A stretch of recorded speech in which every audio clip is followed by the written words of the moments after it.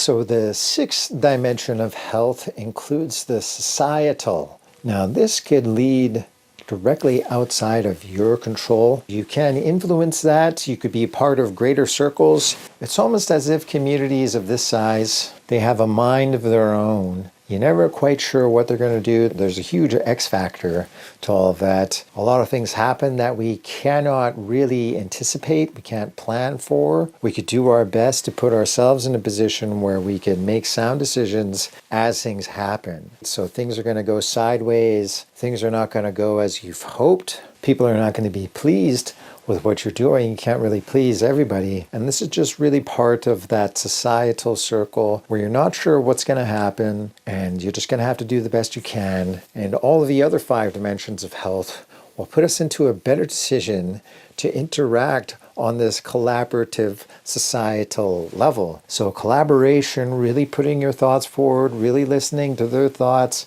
and developing from there. Also, as you share your insights from this mental level, from the ideation of everything and your journaling, then you'll get feedback from people. You know, this could be close friends and family to begin with. And then, of course, we really do encourage you to branch out from there. You know, practice more collaboration on a community level. With the advent of the internet and such, we can now collaborate with communities across the world instantaneously. So we're really trying to prepare ourselves as best we can for those events. So the first 5 dimensions of health are all in our control, and we'll give you outlines on how to practice good sleeping habits. It's not uncommon that we just kind of back into sleep. Maybe we're binge watching Netflix and then we wake up and there's Cheetos all over us and all the lights are on and you know, you're still in your clothes.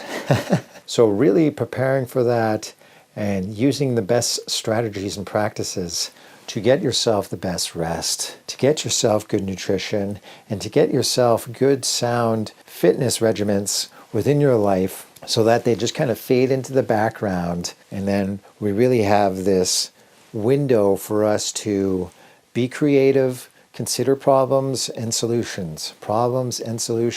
And then we're going to craft things for our previous self. And it's important for us to be within a frame of mind that considers these 6 dimensions of health, because this will really put a lens, an empowered lens on top of everything, kind of give us a better direction to go in, so we're not really guessing on what is right, what is wrong.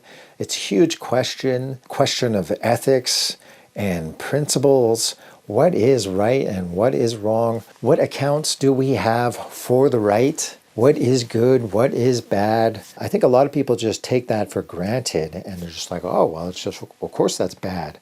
Everybody knows that's bad. But what accounts do we have to say that is bad? Really getting into more of those principles and ethics that fashion certain policies and certain unspoken things that we have with each other that create a semblance of balance and harmony within our communities, to really foster that and uphold that, because I think we could all agree that the respect that we have for one another is possibly going a little sideways. We really want to fashion individuals that consider these things on a systematic, holistic manner so that it could promote the most amount of health possible. Alrighty, in this section of the course, we'll explore the decision dilemma. What might be holding us back from making sound decisions? As we've alluded to earlier in the course, there could be many things impacting our decision making, whether it be lack of sleep, even food can lead to foggy thoughts. Your decision making faculties perhaps take over your mind. You're kind of sitting there in your room and then the thought of a bag of chips comes to your mind, and then it doesn't really go away until you get that. This could be holding you back. It could be distracting you from making better decisions in your life, doing certain other chores that might add to the health and well-being of your environment. So it's important that we understand what's impacting our decisions. Decisions are impacted by whatever loss and gain that we might accrue, loss and gain and risk. So depending on your level of confidence, you might be able to take on more risks. Risks lead to recklessness. You might not really have an account for your health and well-being and your risk and your loss, and perhaps even other people's well-being and their risk and their loss. So they'll take on reckless behavior. Then, of course, on the other end of the spectrum, we'll have people so afraid of risk and loss that they won't make a decision whatsoever, and everything is just kind of frozen in that state. It could hold them back from even making healthier decisions, really engaging their problems, and creating an environment for themselves in which they agree with, rather than just being a victim of circumstance and having life happen to them. There's a number of mental health maladies, and if you are experiencing anything of that sort, then it's important that you consider consulting healthcare professionals and reaching out. Otherwise, at Discursive Studios, we're not a replacement for healthcare advice or anything of that sort. We would, however, advocate just getting good rest, fitness, and nutrition as the baseline of health for itself, and then exercising certain practices and habits such as journaling to really keep track of all the bad things in your life. What are the bad things? What are the good things? What are certain solutions that you could use in order to create a better situation within your life?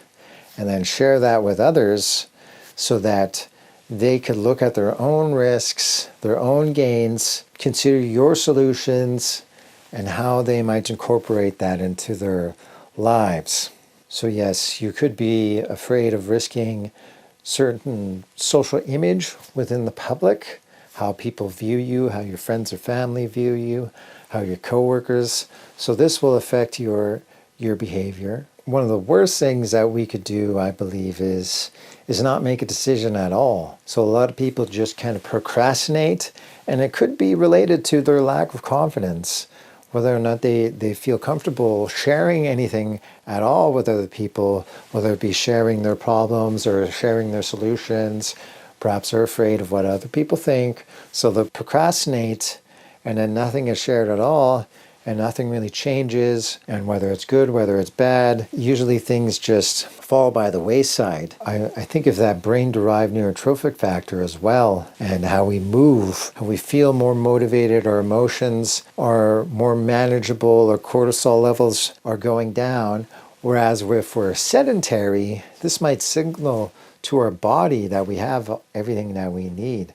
So we're comfortable, we're not really motivated, we get sluggish and things slow down, and it's almost like a downward spiral. We could experience some anxiety, which could lead to depression, and then depression leads to other pathological things which might be irreversible. By creating that baseline of health, we could have a better frame of mind to consider the risks and the losses, to accept loss, to embrace that, to learn from that, and really gain more strength from that, and not have it hold us back from making more of an impact on perhaps societal levels and within our lives, and really change things for the better, to really instill within ourselves that we do have the capacity to practice empowered agency.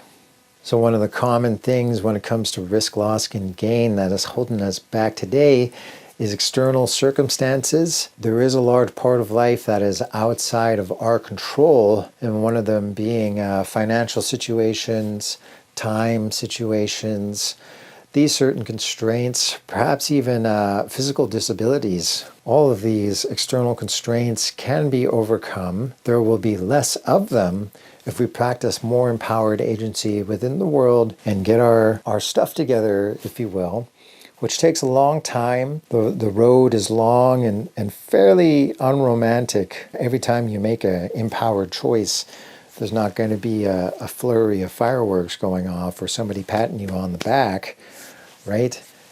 That's why it's important for these principles to be understood for when we're in the thick of it and we're not really sure if we're making a right decision or a wrong decision. What constitutes right? What constitutes wrong? And we'll just push forward. So it's important that we journal and keep track of all of our thoughts. What's going right? What's going wrong?